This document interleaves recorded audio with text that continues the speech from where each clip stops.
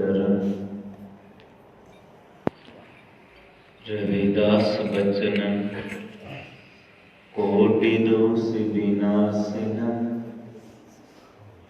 रवदास चरणन ध्यान धरणम कुल समुदारणम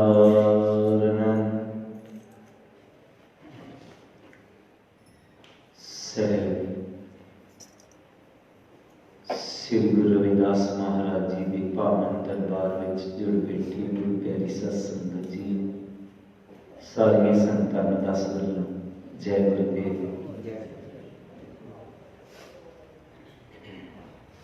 जो सतगुरु नानक देव महाराज जी के प्रकाश दिवस नूं समर्पित प्रभात फेरियां हो रही हैं। गुरु घर विच पहुंचण ते आप सारिया संतां दा श्री गुरु रविदास सभा के ट्रस्ट वालों बहुत बहुत धन्यवाद, क्योंकि आजकल एक बड़ी महामारी जिस तरह चली हुई है उस दौरान भी अपने गुरु के प्यार नाल एक प्रभात फेरियां शुरू किया। एक बहुत बड़ी श्रद्धा होती है, बहुत बड़ा प्यार होता है। दस बेनती करते हुए कि असी तंदुरुस्त भी रहना है, थोड़ा जा जो परहेज होते हैं हेल्थ वाले वो जरूर रखते, ये दस की बेनती रहेगी। श्री गुरु नानक देव जी जिस मिशन को लैके चले अज पूरे वर्ल्ड दे विच कोई भी जिहड़ा धर्म है, कोई भी मिशन है, शायद उसका मुकाबला नहीं कर पाया है। तो सारे धर्म चलते, सारे मिशन चल गए। हर एक ने यह कहा कि मेरे समाज का भला होवे, मेरे धर्म का भला होवे। इस भगती काल के जितने संत होए, जितने महापुरुष होए, एक सुनहरी अखरां च लिखा गया। इस भगती काल की शुरुआत वैसे सतगुरु नामदेव जी ने की थी। वो पहला आए महाराष्ट्र दे विच, सतगुरु रविदास जी यूपी च, सतगुरु कबीर जी भी यूपी च, सतगुरु नानक देव जी पंजाब च, बेशक अजकल पाकिस्तान च आ गया। तो एक सांझा जिहा टाइम सी उदों जो भगती काल की मूवमेंट शुरू हुई। इन्हां महापुरुषों ने सब तो वड्डी ये गल की कि सब का भला है, कि सब नूं एक प्लेटफार्म ते लिया, चाहे वो मुसलमान सी, चाहे वो हिंदू सी।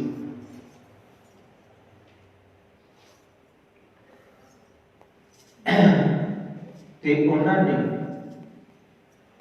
एक गल कही, नानक नाम चढ़ती कला तेरे पाने। ये जो गुण है इस सबना दे विच नहीं होता, हर धर्म च नहीं मिलता।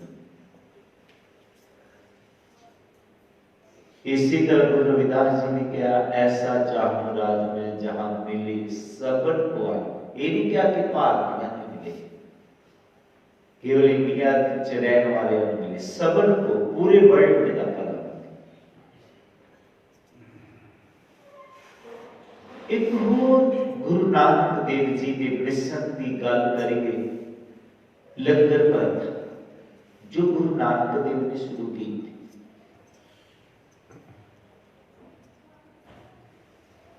साधु संतां जानते हैं, बहुत सारे इतिहासकारों ने वैसे औखे साधु लिखिया हुआ, पर जी खोज है कि कि भगती काल की मूवमेंट वास्ते जदों सतगुरु रविदास सतगुरु कबीर जी चूड़काने के आए सन, संत सम्मेलन चल रहा सी, तो उत्थे लंगर लाया गया। ये महापुरुष सन, कोई भुखे साधु नहीं सन, कुछ भी है। तो एक लंगर प्रथा चली ताकि जेडे भुखे है वो भी आके नाले का पेट भर सकन ते नाले मालिक की गल सुन के आत्मा की भुख नूं भी खत्म कर सकन। ये जिहड़ी लंगर प्रथा है पूरे वर्ल्ड दे विच गुरु नानक नाम लेवा विच जो बनी हुई है, ये किसी किस्म च नहीं। कई लखां जिहड़े लोग ने एक दिन के विच गुरु घरां चों लंगर लाते, ये लंगर प्रथा करते।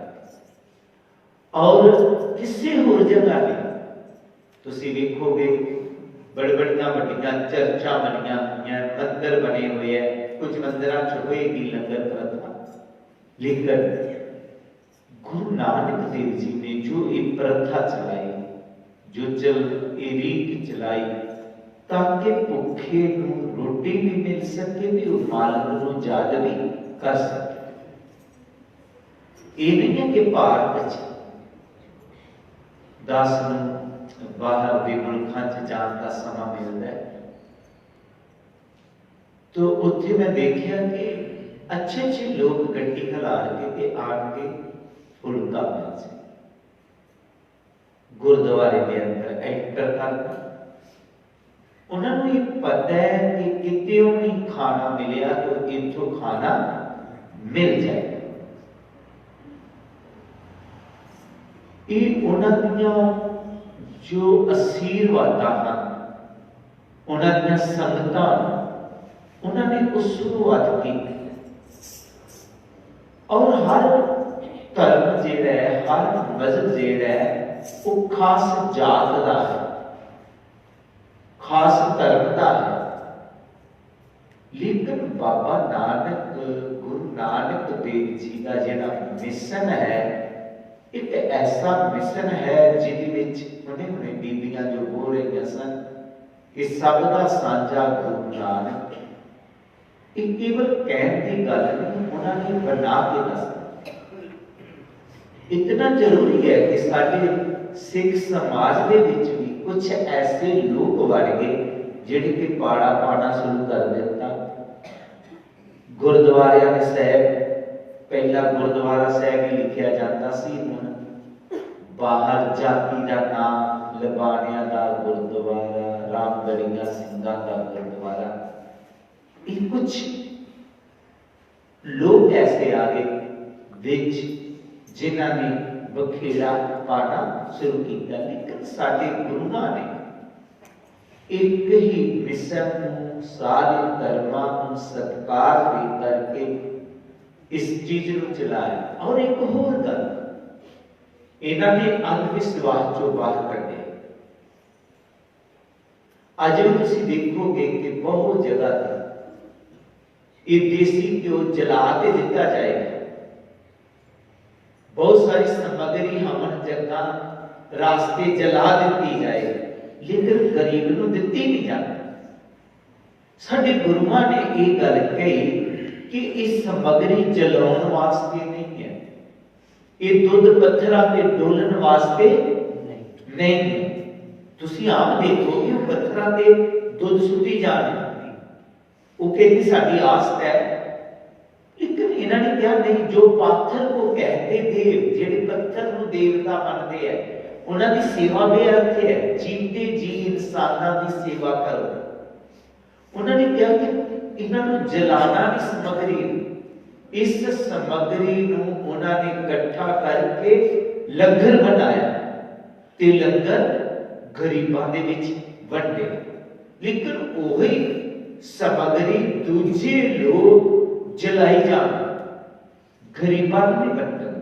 एक बहुत बड़ी सोच सी कि जिहड़ा इस तरह बर्बाद अनाज होंदा है, सेंट कुछ लोगों ने देखा होगा कि थोड़ी समग्री नहीं, कई क्वांटलों के हिसाब के नाल समग्री को जलाया जाता है। कादे लई? दैवी ताकत खुश करने। गुरुओं ने क्या नहीं, एक जलाम की जरूरत नहीं है, एक गुलूका चुबटन की जरूरत है। तो उन्होंने कहता कि महापुरुषों ने गुरु की गोलक गरीब का मुंह जेड़ा गरीब है वो भोजन मिल जाता है, इसीलिए गोलका लगाई जाती। आज वो मिशन जेड़ा चल रहा है, इस नौजवानों ने प्रफुल्लित करना है। एक और साडे गुरुओं ने यह गल कही कि तुसी बाहरी नशे नहीं करना, भंग है, पोस्ट है, फीम है, शराब है, कोई भी करोगे शाम सवेरे उतर जाएगा। आओ तुहानू नाम वाला एक ऐसा नशा दिते आसी जिहड़ा कदे उतरेगा, नाम हमारी नानका चढ़ते। बेनती है नौजवानों इस पासे लान दी, काश गुरु नानक देव जी के चरणों च आ जाओ, वो बाणी नाल प्यार पै जावे। अज साडे घर नरक नहीं बनने, बर्बाद नहीं होने। मेरी बेनती रहेगी मातावां अगे, धीआं अगे, बच्चे को छोटे तो लैके ही गुरु घर नाल जोड़ना शुरू कर। असीं देखते हाँ, असीं अपने बच्चों को कलबां च लै जाना, जदों असीं विआहां च जावांगे उत्थे लै जावांगे, जन्मदिन दीआं पार्टियां च लै जावांगे, लेकिन जदों गुरुद्वारे जाना होएगा असीं आपे जावांगे, बच्चे को गुरुद्वारे नाल नहीं ले जाना। जिस तरह असीं दूसरियां पार्टियां च बच्चियां को तैयार करके लैके जाते हैं, ठीक इसी तरह एक सोच बना लेनी है कि बच्चे को गुरु घर का भी रास्ता दस, ताकि बच्चा गुरु घर के रास्ते को समझ सके, वो अपना वाले पासे ना जावे, वो गुरु नानक देव के मिशन को जान सके, गुरु ग्रंथ साहिब की बाणी को जान सके, उस शब्द के नाल जुड़ सके, ना कि वो नशा वाले पासे वध जे, जिदे करके अज साडा पंजाब जिहड़ा एक ऐसी दलदल च धसदा जा रहा है। जेकर असीं गुरु नानक देव के सच्चे सुच्चे उपदेश नूं बच्चियां च ना लिआंदा तो केवल गुरुद्वारे कल नूं देखण नूं रह जाणगे, इत्थे आउण वाले बच्चे नहीं रहणगे। हुण तो असीं ये संभलना होवेगा, यही गुरु नानक देव जी का सच्चा जन्मदिन मनाना। आपनों नहीं, आप तो सारे समझदार है, उन्हां बीबियां नूं भी समझाउणा, उन्हां बच्चियां नूं भी समझाना जेड़े गुरु नानक देव जी के सच्चे सुच्चे मिशन तो भटक चुके ने, जेड़े अब उन्हां दे विच पै चुके ने। ये सब तो वड्डा दान है, हर का नाम ते आए सुन ते सबना नूं कर दान। अगर तुसी ये किते दान करदे हो, बच्चे च वधिया सोच लै हो, इहदे तो वड्डा दान कोई होर नहीं है। फिर क्यों आप सारियां संगतां दा इत्थे आउण ते धन्नवाद। जय गुरुदेव, जय गुरु रविदास। वाहिगुरू जी का खालसा, श्री वाहिगुरू जी की फतेह।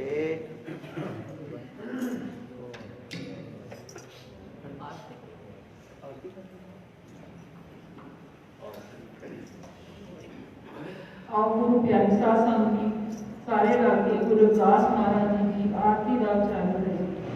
नाम तेरो आरती भजन मोरारे, हर के नाम बिना झूठे सगल पसारे। नाम तेरो आरती भजन मोरारे, हर के नाम